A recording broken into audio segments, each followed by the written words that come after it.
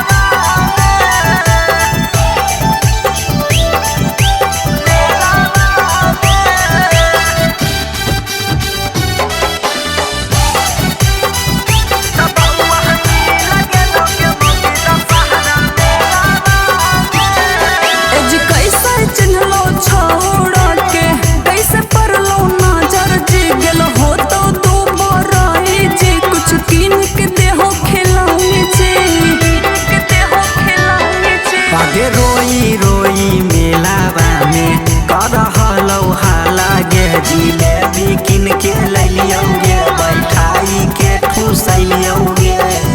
तो फेरू जइहो नहीं तू घूमे सर्कस खेलवा में। तो फेरू जइहो नहीं तू घूमे सर्कस खेलवा में। बउआ हमी लगे लगे मौगी दशहरा मेलावा में। तो बउआ हमी लगे लगे मौगी दशहरा मेलावा में।